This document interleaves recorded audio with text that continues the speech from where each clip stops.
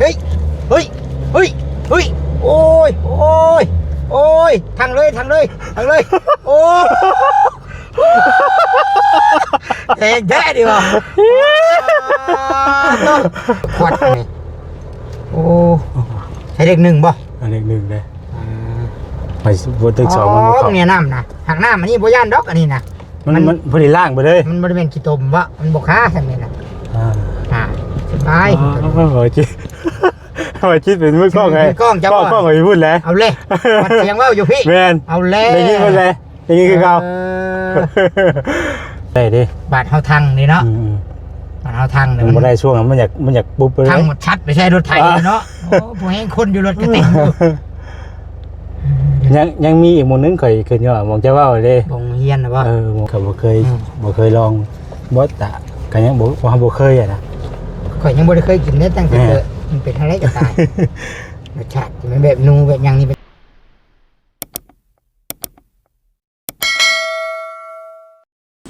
พี่น้องเนาะตอนนี้ก็ได้เวลาสิได้พากันออกแล้วบัดนี้พี่น้องเดี๋ยวไปบอกคำลาเพิ่นก่อนสิได้กลับป้าเพิ่นก่อนบัดนี้เนาะเอาทักทายสบายดีเลยพี่น้องเด้อเนาะสบายดีเบิดสุขสู่คนพี่น้องเลยพอกับซ่องบ่แสนคือเก่าคือเดิมเนาะบ่าวแสนบ้านเฮาภาษาชาแนลนะพี่น้องเนาะแท้ว่าคำลาไปทางใดเลยคำลาเอ้ยสิกลับป้าได้บ่ดีได้อยู่บ่นี่อ๋ออันนี้เพิ่นขุดร่องพี่น้องเนาะเพิ่นขุดร่องฮะน้ำออกพุ่นเลยเนาะ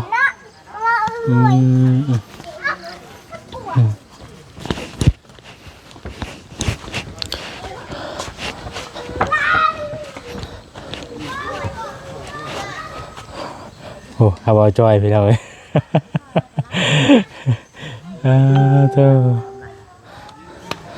เมื่อกี้เพิ่นพากันตอกหัวพี่น้องเนาะตอกหัวตอกแคกันเป็นเรียบร้อยแล้วเนาะพี่น้องเอ้ยพากันมาแต่ใส่ได้น่ะเนาะออกได้พี่น้องเอ้ยเนาะนี่ต้นไผ่ต้นต้นไม้ที่ว่าบ่แซ่นไม้ธรรมดานี่ออกแล้วนี่แตกเลยพี่น้องเอ้ยโอ้ใกล้สิได้แกงเลยนี่เท่าล่ะสิได้กลับป้าได้บัดนี้กับป้าถ่าซุกรถซอยเด้อถ่าฟังเสียงกันถ่าฟังเสียงรถฮู้เด้อสวัสดีเด้อเด้อถ่ายจ้าจะได้ตกตามหลังเลยมีกูข้อยาวเลยมีกูข้อยาววะโดยว่าแล้วเดี๋ยวเราชิวิทย์จะว่าจะวะเท่าไรบึ้งก็ไปเองตามหลังเลยชิออกไปได้พี่ชิออกขึ้นก็ขามารอดมันยังขาออกว่ะเลยขาออกเชื่อขาออกมันขึ้นย่านได้พี่น้องไอ้บ้านเข้ามาได้บ้านตอนเข้ามาบัดใจใหญ่อยู่บัดตอนออกไปบัดขึ้นลายบาดเลยชิรอดจุ๊บออกก็ได้นะไปเพื่อนเลยไปทำกันไปเพื่อนอะไรจะชี้ออกรถเมื่อแล้วกันแนมหลังค่อยหลังเบิ่งไงเด้อค่อยทางเบิ่งไงเด้อค่อยทางเบิ่งไงเด้อเนาะทำลายค่อยเด้อล่องให้น้ำออกไปน้องเลย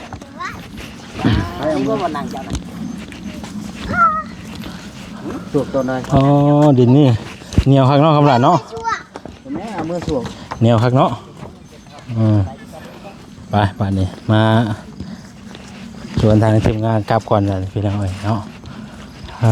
ที่เท่าจะได้ออกเมื่อแล้วบาทนี้มีแต่รุ่นและบาทนี่เนาะรุ่นเป็นรุ่นเพียงอะไรบาทนี่เท่าปลาบาทนี่เนาะทางเขากับชิได้พากันออกได้บาทนี่ผู้มือดำแหลมมาเลยสวัสดีเด้อเนาะสบายดีป่ะบาทนี่เนาะสบายดีเด้อครับล่ะช่วยมาเมื่อก่อนได้บาทนี่โดยสวัสดีเผาคำลาให้เด้เผาคำลาเด้เมื่อบ้านเด้เมื่อไหนจะย่ำใดได้ชิมาหาแต่ว่าตอนออกเมื่อนี่ให้เป็นค่อยทางก่อนป่ะ เบิ่งก่อนได้ ฟังเสียงรถนั้นไปเลยว่ะ ถ้ารถไทยไปดึงก็เอาไปดึงได้ ถ้าฟังเสียงแต่เด้อ เจ้าก็จะไปกินลาบกระตายหมอก ยังจะไปเตียงใครพ่ออยู่ เออ ไปนี่นี่ ไปส่งรถ ไปตูดกระต่าย หายใจมอนเนี่ย ตาย เอาไปตูดกระต่ายข้าวหลาใส่ตู้ มีเมนูพิเศษได้เพิ่นมื้อนี้เนาะ อ่า ข้าวหลาใส่ตู้ เจ้าเคยไปหาน้ำเพิ่นอยู่บ่กระตาย เคยไปอยู่ อืม ยันว่าเคยแต่ยิงกระต่ายยิงอยู่ข้างหัวฮะ เพิ่นมายิงกระตายบ่ไปนะ ฮะยิงกระต่ายแบบนะ ตั้งหากไล่ก็ได้ตั้งหาก ไล่กระต่ายต่าง อื หาก มมีหลายแบบเนาะ เวลาจะยิงกระต่ายข้างหัวปืนเจ้าน่ะ อืม เน็บในแอวเลยป่ะ อยู่เอวเลย ปะเมื่อจะมาเอาบัตรนะ ใครว่าให้เบิ่งได้บ่จอดมาได้ลูก จ้อง นี่ขัดจ้อง เครื่องของเขาเตรียมเด้อเนาะ จ้อง หรือทางเบาเวียงตัวที่เพิ่นกะสิออกไปพร้อมกันเลยพี่น้องเอ้ยเนาะกับผู้ดีมอเจาะเลย พร้อมกันก็ไป โดย เถียงหน้าบ้านเกิดก่อนเนาะ โดย หรือว่าจะร้อยเอาให้ร้อย เอ๊ะ เลยครึ่งทางอ่ะ ไปติดตามเบิ่งพี่น้องเอ้ยเนาะ ให้ลูกอยู่ด้วย แล้วอยู่ไปได้เหรอ ใหญ่รถไทยไปก่อนบอกคือใหญ่รถใหญ่ไปก่อนนี่ฮะ คักแท้กับรถไถไปก่อนก็ได้ รถไทยออกก่อน คำละ ก่อนนะมันจังดึงเนาะ โอ้เตรียมการไป การไว้แล้ว ชิรอดจ้วยเนี่ยบ่พุ่มเข้ามาเนี่ยคิดว่าบ่ค่ากับบ่ค่าดีนะแต่ว่าตอนออกนี่เฮาคิดว่ามันสิค่า การไว้ก่อน มันสิค่าดีได้บัดนี้นะเพราะว่าผมคิดมันไปทางเดียวกันเบิด ก็ยา เออ ไปเอาไหมบ่ทำเตรียมก่อนเอาเด้ออุปกรณ์เด้อมันขึ้นอย่างรถอุปกรณ์นี่ยังต่าง อืม ๆกำลังจะ หือ ใจของไป ไหนบ่ เตียงแม่ป้าไปช่วยได้ คอยขี่รถจักรน้ำรถไถน้ำเบาข้างหน้าก่อนเด้อ อ๋อคีบแถมลาบ่เออ เอาไปฮอดพุ่นดิ น้ำมันมีอยู่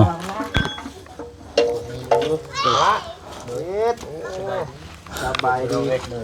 จับ ตัวคอยาว ล้างเลยตึงไปขึ้นบ่ไปรถกันบ้าน นี่ตลาด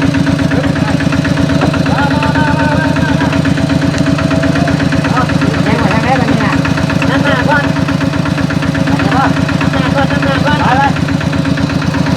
โอเคถ้าฟังสัญญาณเด้อถ้าฟังสัญญาณเด้อ เรารถไถน้ำสิ เอาเด็ดบาทนี่ เข้าจะเข้า ไปรถห่วยก่อนรถ เต็มรถเลยกับหลาน โอ้เอาเลยโอ้ แน่ไร โอ้หลายเฮ็ดบ่ได้กี่เนาะใช่จับดีๆเด้ออ๋อไปกันได้บ่น่ะฮะ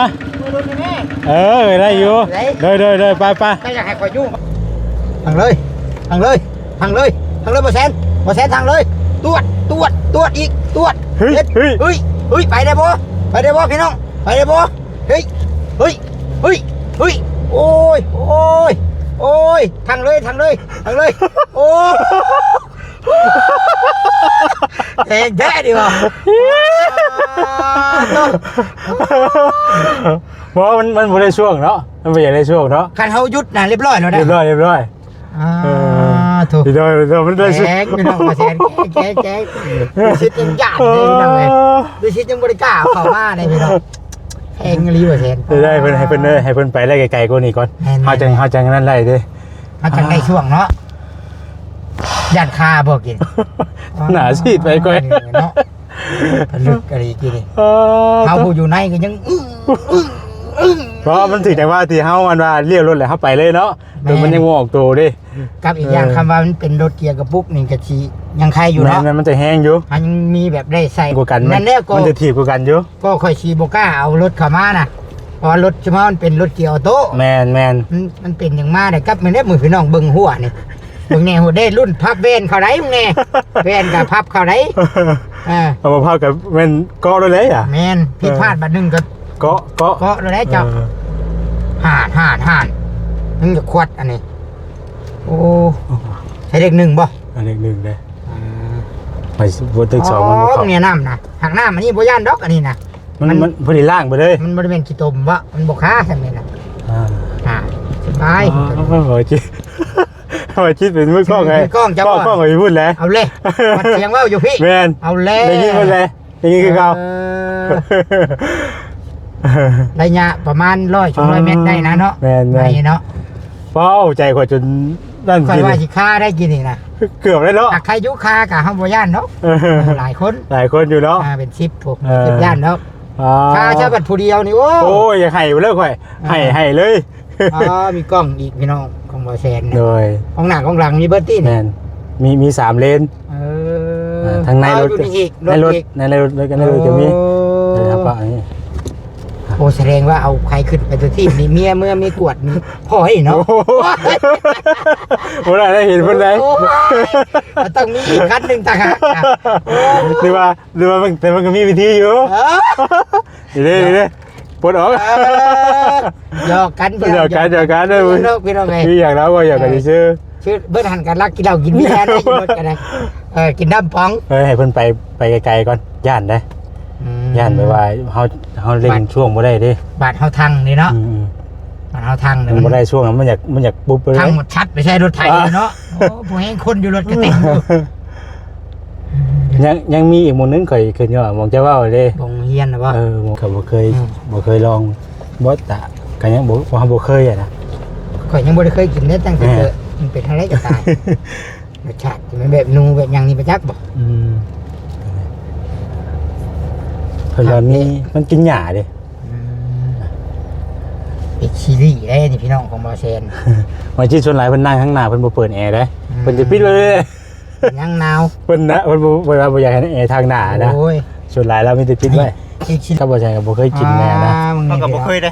บอลไทยคลิปของบอเซนมีอีกวะอยู่ทั้งนี้อีก ไปเชื่อแล้วมันก็บ่ได้จับ แต่ว่ากล้องหน้ากับปินมาเลยที นี่ทางผู้ใหญ่เพิ่นฝากมาแต่ต่างประเทศบ่ได้เด้ ดู อ ดรถบ่อนี่นะมาแต่ไกลได้ดิเว้ย เอาเลยผมมีชื่อแค่เนาะไม่คายนะ บ่แต่ว่าก็มีคือกันที่ว่าเราก็มีกันแต่ว่าอันนี้เพิ่นฝากไว้ให้เพิ่นฝากมาให้ บ่ ต่างประเทศ ค่อยเคยใช่แล้วอันชื่ออยู่บ้านเฮานะลุดออกเลยว่ะนี่นะอันขับไปลุดออกอันติดอยู่นี่ก็ลุดออก เลยบ่ใช่ว่ะดิ เลยบ่ใช่เลยเคยใช่ เอานี่ออกมาก่อนก็ได้ครับเอาน้ำออกไปว่าไปนอกก่อนก็ได้แก่น่ะแก่ นั่งนอกก็ได้ อ๋อโอเค ใช้อัดค่อยนี่กูเฮ้ยเจ้าของรถจนยูดไปเด้ กำลัง มันเป็นรถหุ่นใดเด้อัดไปไหนต่ำเลยเนาะ กับยาเขาเปิดกระจกได้จริงมันก็เลยแบบว่า มันเลยดัง มันเลยมันหลังแน่มันมีอย่างเด้ คำด่ายังมาชงเลย เห็นเด้อในว่าแชนเบิ่งจังว่าก่อน เจ้าเบิ่งเนาะ ของมันสิบุขึ้นนู่นมั้งเนาะ มันจะเป็นล่อฟรีได้ป่ะเชนนะจะมาขึ้นโน่นนะ มันต้องเอาหลังลงบนลุ่มเลยเนาะหักหลังลงบนลุ่มเลยเอาหลังกลับบ้านก่อนเด้อโดย เล็กน้อยเด้อเล็กน้อยเด้อ ให้เพิ่นไปวิทย์ก่อน ให้เพิ่นไปวิทย์ก่อนไปเลยต่อพี่ไว้แห้งได้เนาะ แม่น เรียกว่าขึ้นโน่นปะขึ้นโน่นนี่แล้วก็ถอยลงได้ยุ่นนี่กันเนาะ ได้อยู่ห้องหักมันนี่ก็ได้อยู่ดอกมันต่ำๆหนึ่งได้อยู่หักเลยเนาะหักได้ไปชื่อเลยเห็นไหม แต่ว่าชิมาค่าอยู่นี่จักไหนเด้อ ลูกค้าเนาะมันต่ำนะ ญาติได้แล้วญาติแล้วไปใจก็ได้ มันแห้งข่อยคิดว่าแห้งกว่าธรรมดาอยู่แล้วเอกซีดีนี่เนาะแห้งเติบได้อีก เบิ่งอยู่บ่ เบิ่งแห้งบิดมัน โอเคบาดนี่ไปเอาเอ้ มีเซนเซอร์บ่ว่าแซน เซนเซอร์บ่มี เวียนบริพับครับบ่ นะครับไปแล้ว แถวนี้นะบ่เบิดผู้หนาวเฮียนผู้ มันเป็นดีไซน์ม่วมเนาะ ใครอยู่มันบริตกลิ้นเด้มันบริตก2 มื้อเลยเด้ บ่หม่องนักชุดอีนี่คือทางตอนที่เฮาออกมาหม่องเฮือนกำลาเนาะ แม่น ทางเนาะ แม่นบัดนี้มันไปนักอยู่หันแรกเลย ทางตัวนี้ก็ธรรมดาอ ธ ยู่ รรมดาอันนี้ แต่ว่ามันเป็นนักจุดหม่องที่เฮาจะก้าวออกมาเด้ แม่นหน้าบ้านมัน แม่นถ้าว่ามันเป็นริ้วน่ะจักว่าคงสิยากเนาะเป็นริ้วแบบว่า ริ้วตีนรถนะเป็นห้อยตีนรถนะ ตุ๊บมันเป็นคลองนะบ่ โอ้ย ใช่คือทางขาดบ่อน ทางโอ้มันเป็นหลุมมัน ยัน เป็น มัน น้ำทางเลย ยันรถมันแซกใช้ละขั้วนะ มันพลิกวันนึงมันก็ไปเลยเนาะ แม่นถือละขั้วโอ้เห็ดสีเห็ดคันน่ะ10,000ปลายคุณแน่ 20,000 ได้ยังบ่ได้เฮ็ดอยู่น่ะสะสมไม่หลายเลยของข่อย หึ สะสมไม่ตั้งแต่ถ้าแต่ไรป้องเลย ยามัน ไรแป้วเลยยังบ่ได้ไปเฮ็ดสะสมไว้เลย นี่แล้วแต่พี่ได้รถข่อยอยากคานะ อ๋อ ตอนมันอันอยากอยู่นะ นี่ได้มองกันว่าแล้วเขาจะเจียงมาใช่ข่อยนะ เห็นเนี่ย มองนี่แหละมองละหัวนี่แหละ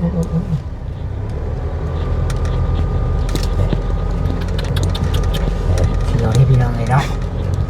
เชียวน้ำไรยันรถมัน จะมันปลาใช่หัวเนาะ พระราชหัว พิจารณาบักแก้วจังดิ โอ้ยเมื่อยร้อยครับเราได้คำรถเป็นอย่างนี้ มันแบบจะ เพิ่กำลังใจ มันเพื่ออะไรคิดโอ้ จำรถเพลงเมียเพลงรถ เพลงรถกว่าอีกไปจักเพลงเมียนี่มันในหนึ่งโอ้ห่านพี่น้องเลยโอ้ยคาโรบานี่โอ้โตทั้งหลังหูสมพงษ์กุ้นขึ้นทั้งหลังหูเป็นยังเฮียนะแว่นเฮียอีก ไม่แต่ตกกิน ไปจมพงมาพี่กินนี่ ถือว่าผ่านแล้วเลยเนาะ เข่าอีกบ่มืออื่นมานี่เจียวเข่าอีกอยู่บ่มืออื่นนี่ ขึ้นหน้ากินได้ป่ะดิ เอาเลย ขึ้นยากเลยเด้อ มันเป็นโค้งมันได้แบบนี้นะมันเป็นโค้งเลยมันยากได้แบบนี้ มันคือได้เข้ามาแต่วิทย์เนาะ แมน คือตัวนี้มันยังดินมันล่านเนาะ แมน เพราะว่าน้ำมันบ่มีห้อยมันล่างไปแล้วอ่ะนะเพราะว่าน้ำมันล่างไปเลยดิ มันต้องขี่รถรุ่นแบบนี้ แบบนี้เนาะ แขนคันจากลุยนะต้องรถแบบสิเก่ารุ่นเก่านี่เอาระบบโพวินรุ่นเก่านี่ ตัวรอดแล้ววันนี้พี่น้องเอ้ยเนาะโอ้โล่งแล้ววันนี้ ตัวชิดกับบริย่างมันพี่น้องฮอดใช้รถเสียดับจักร ว่าแล้ว ยังอยู่วะ ยังอยู่แล้วก็กระจอดเท่ากันนี่แหละพี่น้องเนาะแต่ว่าบุรีว่าฉัน ลองเบิ่งที่ ลองเบิ่งตัดสินใจเอาของไป ทายต้องเบิ่งเนาะ แม่น ผมขอบใจหลายๆเด้อบ่แซนเด้อ โอเค เดินทางเมื่อบอนเดียวกันไม่ได้พี่น้องเฮือนกับปินหน้าใช่กัน ขอบใจขอบใจ เดินทางปลอดภัยบ่แซน โอเค โอเคป้า โอ้ยสบายดีเด้อ สบายดีมายังกระคือปุ๊บบึ้นบ่ยังกระ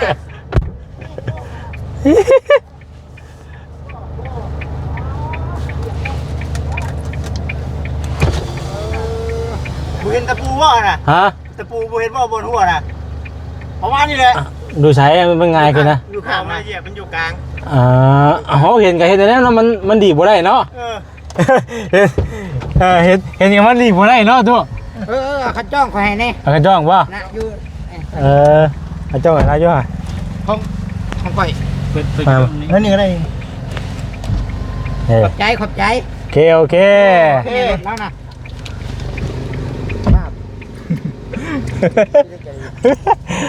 โอเคเดินทางปลอดภัย โอเคโดยไปไม่ได้เนาะ เพราะคันว่ามันตู้ออกมาจากตีนรถน้อยเดียวเนี่ยเปอร์เซ็นต์ บ่ มันห้อยตีนรถเจ้านะแป๊บเดียวนึงเส้นเมนเข่าด้วยนะ เพราะมันบ่ได้เห็นแต่ไม่เห็นแต่ไม่ขวงอยู่ชื่อใด คุณอยู่บนขีดินทรายคุณ เพราะว่ามันบ่เห็นได้เพราะว่าก็เห็นอยู่ไม่ขวงแต่ว่ามันเพราะอะไรมันกันละหัวแหละมันเป็นได้กระปูจากละหัวที่ว่าข้าเจ้าอันได้แหละ ต้มอยู่กลางทางเลยแล้วคำตีนรถข่อยยันโบเดือได้มันชี้ใหญ่เล มัน ย เปรมบ่ แม่ มันเปรมเนาะ แดงไปใจดิ พี่น้องเนาะก็ถือว่าก็บ่ได้นักจนแบบเกินไปอะไรพี่น้องมันก็พอไปได้อยู่นะบ่ได้ถึงขั้นว่าแบบโอ้มันโอ้บืนยังมากมายนะมันก็ต้องใส่ให้หน่อยนึงเพราะว่ามัน